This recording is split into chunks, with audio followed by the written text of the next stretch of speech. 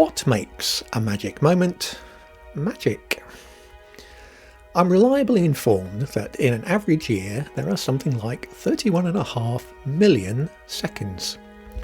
But how many of these seconds and the moments they represent do we actually remember? Very few. And why should we? In about a third of those moments we're asleep, and in many of the others we're on some kind of autopilot. Most of our moments are neither remembered nor memorable. But what about the moments that are, the ones that stand out, and stand out in a good way? Well, here are some thoughts on what turns a moment into a magic moment of my own, and what makes coaching such a rich source of magic moments. To describe a moment as magic is to say that the experience is not only memorable, but in some way special, surprising, unexpected. Moments that we walk away from feeling that time has somehow just stood still, and asking ourselves questions like, what just happened there? Or how on earth did that happen? As I was writing this piece, I remembered a magic moment of my own from over a decade and a half ago. At the time, my job was as a public engagement specialist working for a government department.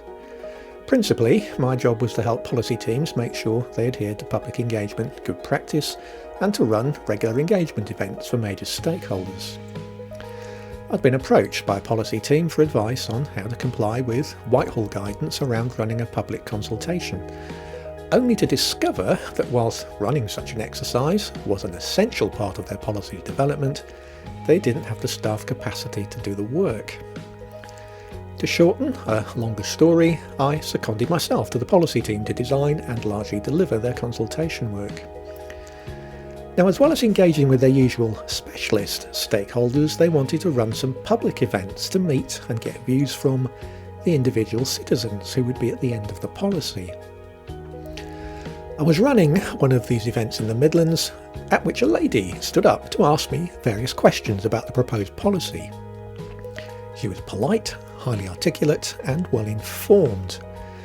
And although I didn't recognise her, I had the nagging suspicion that we'd met somewhere previously. Over lunch at the end of the session, she came over to say hello, and whilst I didn't recognise her, she knew me. She was my aunt, one of my mother's sisters whom I hadn't seen since my pre-teenage years.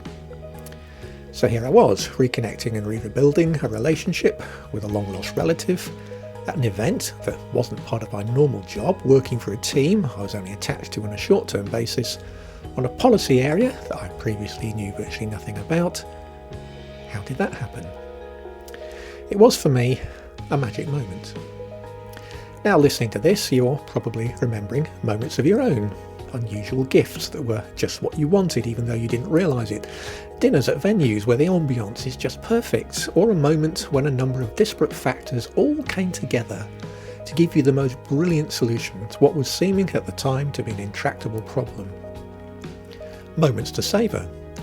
Moments where you want time to stand still, and from which you walk away asking, how did that happen? So what's all this got to do with my profession? One of the things that gets me out of bed in the morning is the possibility of experiencing the magic moments of coaching, the so-called light bulb moments when someone makes an unexpected discovery. They see the world in a new, exciting and liberating way, or they realise the answer to their own intractable question was there in front of them all the time, hiding in plain sight. For me, what makes these moments magic is the way people come to that point of liberating knowledge. It's not like training, where you have a ready answer you can give someone, wrapped up in a concept or model.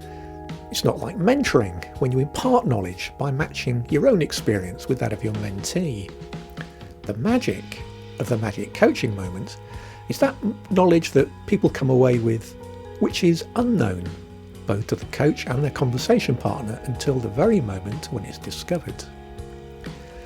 To use the famous model of Joseph Luft and Harrington Ingham, Joe and Harry's window, it's knowledge that appears out of the unknown unknown. It's what philosopher Martin Buber might have called I-thou knowledge, not prior knowledge of data or facts communicated through a line of transmission, but emergent, dynamic knowledge that's discovered through a relationship. And whilst there's always value in using tried and trusted coaching models and theories, the most powerful coaching experiences, the genuinely magic moments, are the ones that come out of the deep, trusting relationship between the coach and their thinking partner. These are moments which are magic for both of us, where I, as much as the person I'm working with, leave the conversation asking myself, how did that happen? Sometimes when we struggle to convey to other people the magic of a magic moment, we say, you just had to have been there. But we ourselves had to have been there to experience the magic of the magic moment in the first place.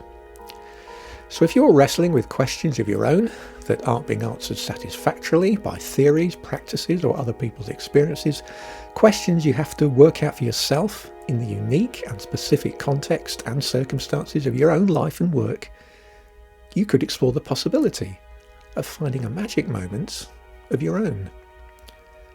Get in touch and let's see what we can discover.